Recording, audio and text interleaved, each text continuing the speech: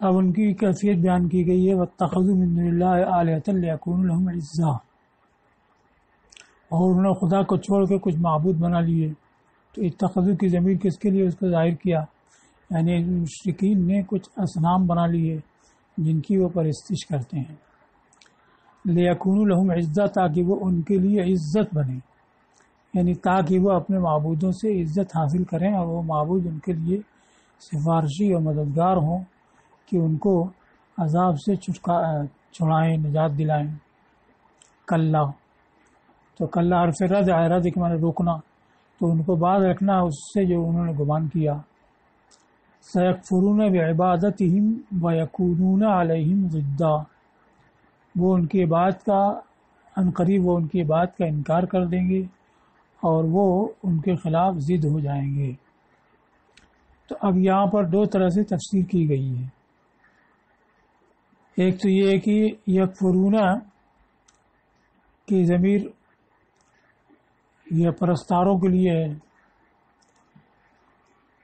اور یہ ایسی یکونون کی. دوسرے یہ ہے کہ یہ معبودوں کے لیے ہے کہ وہ اصنام ان کی پرستش کا انکار کر دیں گے اور وہ اصنام ان کے برخلاف ہو جائیں گے، ان کے حریف بن جائیں گے. تو دونوں لحاظ سے کہا الضمیر الالہہ، سیکفرون کی ضمیر الہہ کے لیے ہے، یعنی سیجحدون عبادتہم، یعنی وہ اصنام ان کی عبادت کا انکار کر دیں گے اور کہیں گے کہ واللہ ما عبدتمونا، بخدا تم نے ہماری پرستش نہیں کی اور تم جھوٹے ہو. تو آج ان کی پرستش کریں، کل وہ انکار کر دیں گے. یا ضمیر مشرکین کے لیے ہے، یعنی یہاں تو پرستش کر رہے ہیں، آخرت میں کہیں گے نہیں پرستش کی، یعنی وہ اس بات کا انکار کر دیں گے کہ انہوں نے ان کی پرستش کی ہو. جیسے کہ دوسری جگہ آیا واللہ ربنا ما کنا مشرکین، کہ وہ کہیں گے کہ خدا کی قسم جو ہمارا رب ہے ہم تو شرک کرنے والے نہیں تھے. وَيَكُونُونَ، اس میں یہاں بھی وہی دو طرح سے ضمیر ہوگی، دو مطلب ہوگا، یعنی یہ معبودین ان کے مشرکین کے خلاف ضد ہو جائیں گے، اللہ خلاف کے لیے. اور ضد جو ہے واحد جمع تثنیہ سب کے لیے بولا جاتا ہے، اس کی تفسیر کے خصمن سے ان کے خلاف حریف اور فریق ہو جائیں گے، اس لیے کہ اللہ تعالیٰ ان کو گویائی دے گا تو وہ کہیں گے کہ اے رب عذاب دے ان لوگوں کو جنہوں نے کہ تجھے چھوڑ کر کے ہماری پرستش کی. اور لفظ ضد یہ واحد جمع ہر ایک پر واقع ہوتا ہے، یعنی ہر ایک کے لیے بولا جاتا ہے. تو ایک تو یہ مطلب ہوا. یا یہ ہے کہ علیہم ضدہ جو ہے لہم عزا کے مقابل میں، کہ انہوں نے پرستش تو اس لیے کی تھی کہ وہ ان کے لیے عزت بنے اور وہ ان کے خلاف ضد ہو جائیں گے، یعنی ذلت ہو جائیں گے. تو عزت کی ضد مراد ہے، تو عزت کی ضد ذلت ہے. یا یہ کہ یہ لہم عزا کے مقابلے میں، اور مطلب ہے ضد العز، کہ وہ ان کے اوپر ضد ہو جائیں گے، یعنی ضد عزت کی ضد ہو جائیں گے. یہ ایک ہو گیا. اب اس کے بعد یہ کہا ہے کہ یہ تفسیر جو ہوئی اس لحاظ سے کہ معبودین ان مشرکین کے لیے عزت کی ضد یعنی ذلت کا سبب ہو جائیں گے، یا ان کے لیے حریف اور فریق مقابل بن جائیں گے. اور اگر ضمیر سے یکفرون یکونون مشرکین کے لیے ہو تو مطلب یہ ہے کہ ویکونون علیہم، یہ مشرکین جو ہیں ان کے خلاف ہو جائیں گے، خلاف یعنی ان کے دشمن ہو جائیں گے. اور ضدن ضد ہو جائیں گے، یعنی پہلی حالت کی ضد، کہ پہلے تو پرستار تھے اب ان کا انکار کرنے والے ہو جائیں گے. اے کفرتن بہم، تو ضد سے مراد پہلی حالت کی ضد، یعنی ان کے ساتھ کفر کرنے والے ہو جائیں گے، اس کے بعد کی وہ ان کی پرستش کرنے والے تھے. اب اس کے بعد جو ہے علم ترى، اس کے بارے میں کہا کہ اپنے نبی صلی اللہ علیہ وسلم کو تعجب دلایا اس ارشاد سے، کیا تم نے دیکھا نہیں کہ ہم نے شیطانوں کو کافروں پر چھوڑ دیا. چھوڑ دینے کا مطلب خلیناہم ویاہم، ان کو اور ان کو خالی کر دیا کہ جیسے چاہیں ان کو گمراہ کریں. ارسلت البعیر بمانا اطلقتہ سے لیا گیا کہ میں نے اونٹ کو چھوڑ دیا، یعنی ان کو اس کو آزاد کر دیا. یا ارسلنا علیہم کا مطلب ہے سلطناہم علیہم بالاغوا، کہ ہم نے ان کو ان کے اوپر گمراہ گری کے ساتھ مسلط کر دیا. تعوذہم عزا، اس حالت میں کہ وہ ان کو ہلاتے ہیں، ہلانا برنگ اختہ کرتے ہیں، برنگ اختہ کرنا. تو برانگیختہ کرنے کا مطلب تغریہم علی المعاصی اغراء، کہ ان کو معاصی پر برانگیختہ کرتے ہیں، برانگیختہ کرنا ہو رہا۔ حزن اور حزن یہ دونوں ساتھی ہیں۔ حز یحزو کا معنی ہلانا حرکت دینا، حز یحزو کا معنی بھی ہلانا حرکت دینا، نصرے سے دونوں، اور دونوں کا مطلب ہے تہییج، بہت زیادہ برانگیختہ کرنا اور بہت زیادہ جھجوڑنا، ازاعت جھجوڑنا۔ فلا تعجل علیہم انما نعد لهم عدا، تو ان پر عذاب کی جلدی نہ کرو، بے شک ہم ان کے لیے شمار کر رہے ہیں۔ شمار کرنا کیا شمار کر رہے ہیں، اس کا مفعول مذکور نہیں ہے تو اس کو ظاہر کیا، یعنی ان کے اعمال کو بدلہ دینے کے لیے، اور ان کے انفاس، نفس کی جمع انفاس، نفس کے معنی سانس، اور ان کے سانسوں کو فنا کے لیے شمار کر رہے ہیں۔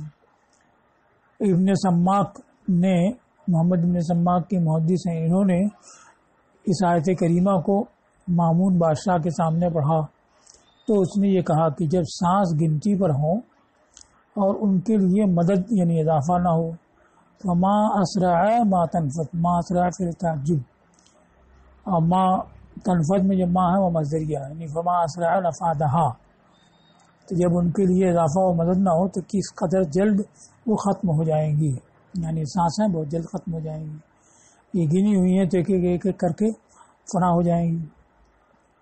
اب آگے آ رہا یوم نحشر المتقین ونسوق المجرمین، تو یوم مضاف ہے، ما بعد مضاف ہے، مضاف مل کر کے جملہ ہوگا نہیں، تو جملہ ہونے کے لیے کچھ چاہیے، تو یا تو اذکر مقدر ہو کہ یاد کرو اس دن کو جس دن کی ہم ایسا ایسا کریں گے، یا یہ کہ یوم نحشر و نسوق نفعل بالفریقین مالم یوسف، مالا یوسف، تو نفعلو یہ فعل مقدر ہو، وہی عامل ہو کہ جس دن ہم ان کو متقیوں کو جلائیں گے اور مجرموں کو، تو اس دن دونوں فریقوں کے ساتھ وہ کریں گے جو بیان نہیں کیا جا سکتا ہے، تو وہ نفعلو یہ عامل ہو۔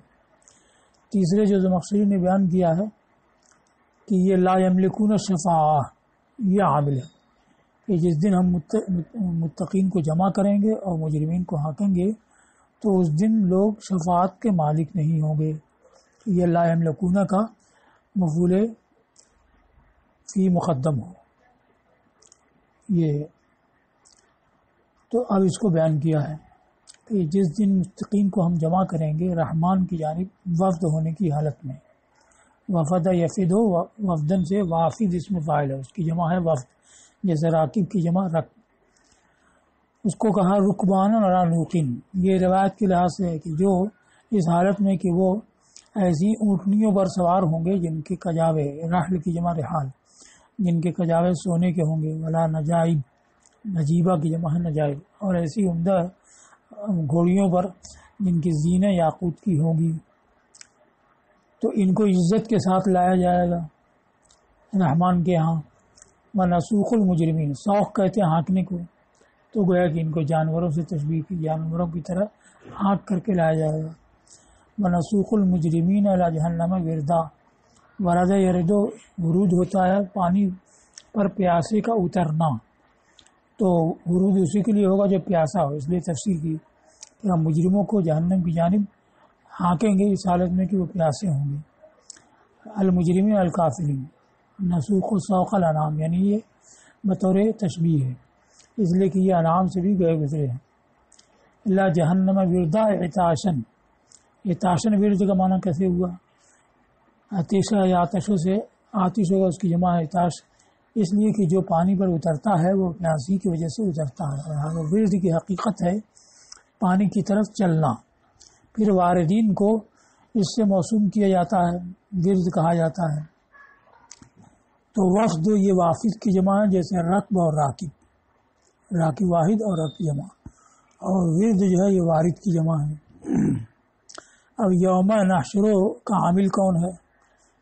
کیونکہ ما بعد تو مضافلہ ہو رہا ہے تو نصب کا عامل کوئی ہونا چاہیے، تو یوم کا نصب ایک مقدر کی وجہ سے ہے، یعنی جس دن کہ ہم جمع کریں گے متقیوں کو اور ہانکیں گے مجرموں کو، نفعل بالفریقین مالا یوسف، تو دونوں فریق کے ساتھ وہ کریں گے جو بیان نہیں کیا جا سکتا ہے، یا اذکر مقدر ہو، اس کا یہ مفعول بھی ہو، یاد کرو اس دن کو۔ اور فرق بیان کیا ہے کہ متقین کو ذکر کیا گیا اس طرح سے کہ یہ جمع کیے جائیں گے رب کی طرف. اب رب کے لیے اسم آیا یہاں پر رحمان. رحمان جو انتہائی رحمت والا ہے، یعنی اپنے رب کی جانب جو انتہائی رحمت والا ہے. تو متقین کا ذکر کیا گیا اس سے کہ وہ جمع کیے جائیں گے رب کی طرف جس نے ان کو اپنی رحمت سے چھپا رکھا ہے. الذی غمرہم برحمتہ کما یفد الوفود الملوک، جیسے کہ نمائندے بادشاہوں کے پاس وفد ہو کر کے آتے ہیں، تو اس طور سے ان کا ذکر کیا تبجیلاً لہم، ان کی عزت افزائی کے لیے. اور والکافرون یعنی ذکر الکافرون، کافروں کا ذکر کیا گیا اس طور سے کہ وہ یساقون، سوق کا مجہول، کہ وہ نار کی طرف ہانکے جائیں گے جیسے کہ وہ پیاسے چوپایوں ہوں جن کو پانی کی طرف ہانکا جاتا ہے. ان کا ذکر اس طرح سے کیوں ہوا؟ استخفافا بھی، ان کی تحقیر کے لیے. استخف بھی ہلکا کرنا، حقیر ٹھہرانا. اب آگے ہے لا یملکون الشفاعہ، تو یہ حال ہے، وہ لائے جائیں گے اس حالت میں کہ شفاعت کے مالک نہیں ہوں گے.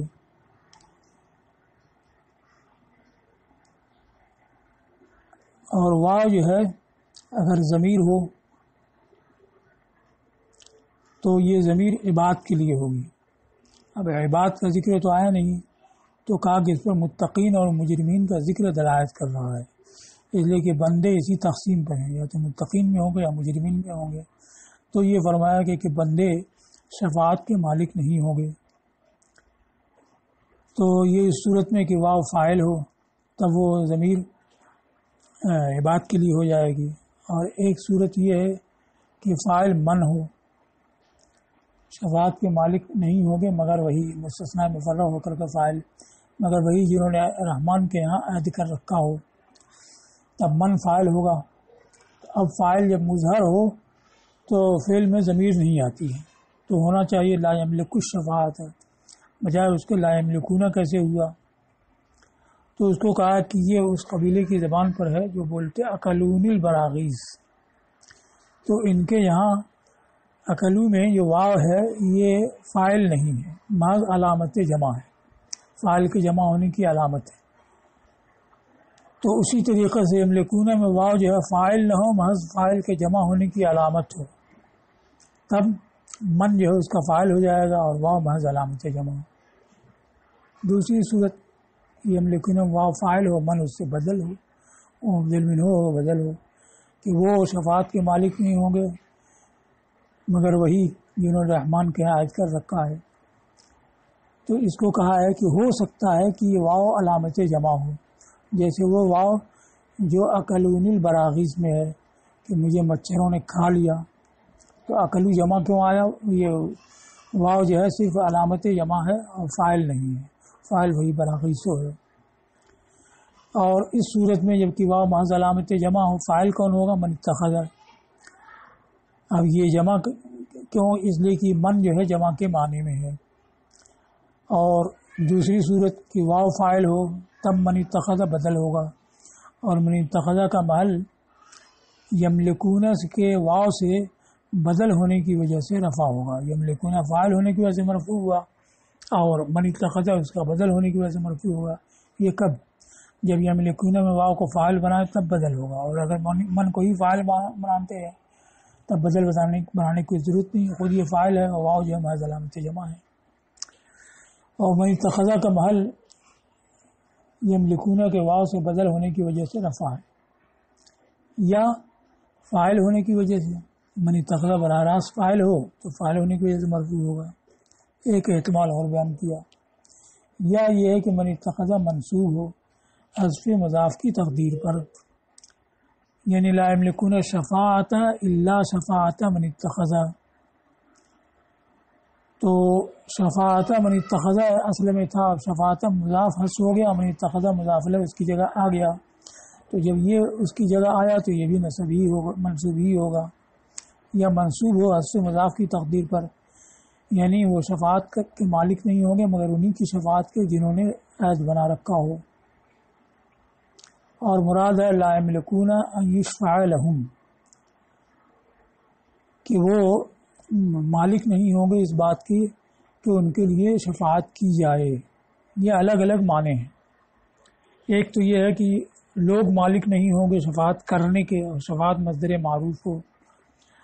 شفاعت کرنے کے مالک نہیں ہوں گے مگر وہی لوگ جنہوں نے رحمان کا عہد بنا رکھا ہو، یعنی رحمان کی یہاں سے ان کو اذن مل چکا ہو، حکم ہو چکا ہو، معذون فی شفاع ہو، تو وہی عہد کریں، وہی شفاعت کریں گے. تو شفاعت مصدر معروف ہوگا. اور ایک یہ ہے کہ شفاعت کیے جانے کے مالک نہیں ہوں گے مگر وہی جنہوں نے رحمان کا عہد کر رکھا ہو، یعنی کلمہ اسلام پڑھ لیا ہو، تو وہ شفاعت کیے جانے کے مالک نہیں ہوں گے. ان کی شفاعت نہیں ہوگی مگر اسی صورت میں کہ رحمان کا عہد کر رکھا ہو، یعنی اس کلمہ شہادت کو قبول کر رکھا ہو، تب یہ شفاعت جو ہے مصدر مجہول ہوگا. تو یہ تفسیر ہوگی کہ مراد لا یملکون یشفع لهم الا من اتخذ، کہ اس بات کے مالک نہیں ہوں گے کہ ان کی شفاعت کی جائے مگر وہی لوگ جنہوں نے رحمان کے ہاں عہد کر رکھا ہو، یعنی ایمان لائے ہوں بے نامنا. تو کئی طرح سے یہ تفسیر ہے کہ ایک تو یہ کہ شفاعت کیے جانے کے مالک نہیں ہوں گے مگر وہیں جنہوں نے رحمان کے عہد کر رکھا ہو، یعنی ایمان لائے ہوں. دوسرے یہ کہ شفاعت کرنے کے مالک نہیں ہوں گے مگر انہیں کی شفاعت، تو یہاں شفاعت مصدر معروف ہوگا کہ شفاعت کرنے کے مالک نہیں ہوں گے مگر انہیں کی شفاعت جنہوں نے رحمان کے عہد کر رکھا ہو، ایمان لا چکے ہوں. تیسرے کہ شفاعت کے مالک نہیں ہوں گے مگر وہی لوگ منفعل، مگر وہی لوگ جنہوں نے رحمان کے عہد کر رکھا، اور عہد کرنے کا مطلب کہ شفاعت کے اہل ہوں اور ایمان اور تقوی کی صفات جمع کر رکھی ہوں. اور ایک یہ کہ عہد کر رکھنے کا مطلب اذن حاصل کر چکے ہوں، اور رحمان نے ان کو اذن دے دیا، اس کو آخر میں سننے نے بیان کیا. اور عہد کرنے کا یہ مطلب کہ شافعین کی صفت حاصل کر چکے ہوں، یہ قاضی بیضاوی نے ذکر کیا ہے. تو اس طرح سے یہ کئی تفسیریں ہوں گی. ایک تو یہ کہ شفاعت کرنے کے، شفاعت کیے جانے کے مالک نہیں ہوں گے مگر مشفوع نہیں ہوں گے مگر وہی لوگ جنہوں نے رحمان کے عہد کر رکھا ہو، یعنی ایمان لائے ہوں. دوسرے کہ شفاعت کرنے والے شفاعت کے مالک نہیں ہوں گے مگر انہی کی شفاعت کے جنہوں نے رحمان کے یہاں عہد کر رکھا ہو، یعنی مومن ہوں، مومنین کی شفاعت کے. تو اس میں من اتخذ یہ سب مشفوعین کے لیے ہوا. اور دو مطلب اور وہ شافعین کے لیے کہ شفاعت کے مالک نہیں ہوں گے مگر وہی لوگ جنہوں نے رحمان کے یہاں عہد کر رکھا ہو، یعنی شفاعت کی صفت ان کو حاصل ہو، ایمان اور تقوی سے متصف ہو، یا رحمان کے عہد کر رکھا ہو یعنی رحمان سے اذن مل چکا ہو. تو یہ شافع کے لحاظ سے ہو، مگر وہی شافع ہوں گے جنہوں نے رحمان کے عہد کر رکھا ہو، یعنی اذن حاصل کر لیا ہو. اب مشروع کے لحاظ سے یہ تفسیر ہے کہ شفاعت کے مالک نہیں ہوں گے مگر وہی، شفاعت کیے جانے کے مالک نہیں ہوں گے مگر وہی جنہوں نے رحمان کے ہاں عہد بنا رکھا ہو، اس طرح کی ایمان لائے ہوں. اب عہد کے بارے میں حدیث ہے کہ حضور صلی اللہ تعالی وسلم نے ارشاد فرمایا کہ جس نے لا الہ الا اللہ کہا تو اس کے لیے اللہ کے ہاں عہد ہوگا. لیکن ابن مسعود رضی اللہ تعالیٰ عنہ سے روایت ہے کہ نبی کریم صلی اللہ تعالی علیہ وسلم نے اپنے اصحاب سے ایک دن فرمایا یعجز احدکم ان یتخذ کل صباح و مساء عند اللہ عہدا، کیا تم میں کوئی اس بات سے عاجز ہے کہ ہر صبح و شام اللہ کا ایک عہد بنا لے؟ تو صحابہ نے عرض کیا کہ یہ کیسے ہوگا؟ تو فرمایا کہ ہر صبح و شام یوں کہے، اے اللہ آسمانوں اور زمین کے پیدا کرنے والے، نہاں اور آیا کو جاننے والے، انی اعہد الیک، یہی عہد ہے، بے شک میں تیری بارگاہ میں عہد کرتا ہوں کہ میں گواہی دیتا ہوں کہ کوئی معبود نہیں مگر تو ہی ایک، تیرا کوئی شریک نہیں ہے، اور اس بات کی کہ محمد صلی اللہ علیہ وسلم تیرے بندے اور تیرے رسول ہیں. وَإِنَّكَ إِن تَكِلْنِي إِلَى نَفْسِي تُقَرِّبْنِي، تکل کا جواب ہے تقرب، تو یہ بھی مجزوم ہوگا، وکلا اکلو سپرد کرنا. اور بے شک اگر تو مجھے میرے نفس کے حوالے کرے گا تو وہ مجھے قریب کر دے گا. تو قریب کی زمین نفس کی طرح ہے، تو وہ مجھے شر سے قریب کر دے گا. وَتُبَاعِدْنِي مِنَ الْخَيْرِ، اور خیر سے دور کر دے گا. وَإِنِّي لَأَثِقُ إِلَّا بِرَحْمَتِكَ، میرا بھروسہ نہیں مگر تیری رحمت ہی پر. فَاجْعَلْ لِي عَهْدًا تُوَفِّينِيهِ يَوْمَ الْقِيَامَةِ، وفی توفیہ اسی سے توفی ہے، اور نون وقایہ کا ہے، اور یہ متکلم مفعول بہ اول ہے اور ہی مفعول بہ ثانی ہے. تو میرے لیے ایک ایسا عہد کر دے جو مجھے پورا پورا عطا فرمائے روز قیامت، بے شک تو وعدے کے خلاف کرنے والا نہیں ہے. تو سرکار نے فرمایا کہ جب بندہ اس کو کہہ لے گا تو بیا علیہ بتابعین، ایک تابع سے ایک مہر سے اس کے اوپر مہر کر دی جائے گی اور زیر عرش رکھ دیا جائے گا۔ جب روز قیامت ہوگا تو پکارنے والا پکارے گا کہ کہاں ہیں وہ لوگ جن کا اللہ کے یہاں عہد تھا، تو وہ جنت میں داخل ہوں گے۔ تو شفاعت کیے جانے کے مالک نہیں ہوں گے مگر وہی جنہوں نے عہد کر رکھا ہو، یعنی اس طرح سے عہد کیا ہو یا ایمان لائے ہوں، یا یہ کہ عہد کر رکھا کو مطلب شافعین جو ہیں انہوں نے عہد کر رکھا ہو، یعنی اللہ سے اذن حاصل کر لیا ہو، یا عہد الامیر الی فلان سے ہو، الی فلان بے قضا کہ امیر نے فلاں کی طرف ایسا عہد کیا جبکہ وہ اس کا حکم دے، تو مطلب یہ ہوگا کہ جنہوں نے حکم پا لیا ہو۔ تو مطلب یہ ہو کہ لا یشفع الا المامور بالشفاعۃ الماذون له فیہا، کہ شفاعت نہیں کرے گا مگر وہی جس کو شفاعت کا حکم دیا جا چکا ہو، جس کو شفاعت کرنے کا اذن مل چکا ہو۔